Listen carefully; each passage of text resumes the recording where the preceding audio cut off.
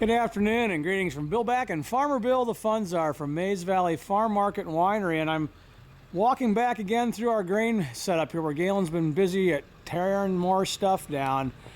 This here is used to be a big part of my life back in the day. Along about 1985, my father-in-law Kay got into the business of storing grain there, and we built all this structure and everything you see around here in about 4 months. We put up, at the time, approximately, I don't know, somewhere around 375,000 bushel of grain bin storage. Put this overhead grain storage facility together, welded all these beams together, and created a unloading pit. Right here is the unloading pit. Back in the day, in 1985, for a farm to have some of this stuff, especially in Ohio, was pretty state-of-the-art. But again, it's all about change. There's a great big trough in there that held a great big auger, or a big screw, and it laid horizontal in that pit with the drive on that end right there, one which we burned up immediately because somebody forgot to put oil in it the first time we used it. Whoops. But anyhow, that was right there with a variable speed clutch.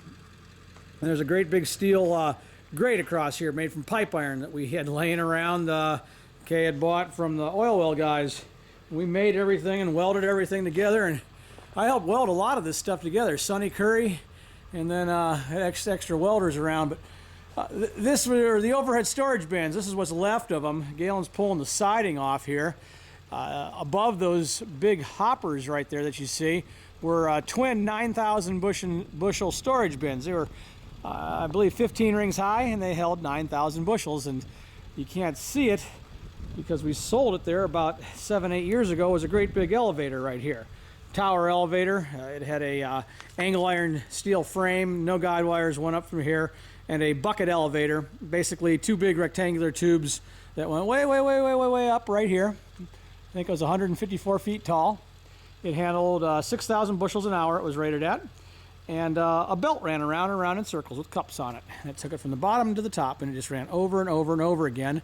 And from there it had downspouts hooked to it, just big metal pipes. In fact, one of those pipes are on the pumpkin cannon right now, and those pipes would drop it down into the top of those grain bins. This bin we're looking at right here, I believe, is a 57,000 bushel grain bin, if I recall correctly. It's a 50-foot diameter, and that one's 14 rings, if I remember. And in previous videos, you saw where we yanked down this bin. This is old bin number 7. It became obsolete, and you can kind of take a look in here and see how these bins were set up. There's a drying floor in there. Basically, it's a floor on stilts, so a perforated floor. You can see there's little holes in it, or perforations, and you blow air through the bottom. Big fan sits on the side, and you force air up through the holes in the floor. The grain can't get down through, and very little chaff can get down through either. And then the air gets blown up through those holes. And you need to aerate the grain a couple times a year at least. When you go through temperature changes, or if you're reloading the bin and maybe you put the bin, the grain in a little bit tough or a little bit not quite cured yet, you have to blow some air through there. And these are what the stilts look like. All galvanized steel, big bucks back in the day, and I imagine they're headed for the scrapyard. Once again, all this stuff was purchased by someone back when we had our sale, and they just left it here. They just felt after they bought it, I guess they didn't want it. Those two old bins are part of the old grain system that Kay had built back in the 60s. There was 2 there. Cement pad here, a couple others on pads, and a batch dryer system. There used to be a bucket elevator over there, another bucket elevator that fed the feed building. Then we had another bucket elevator on the back side of this great big tall bin that took grain away from the put grain into the wet bin, as well as took grain away from the dryer at that time. 2 separate elevators over there.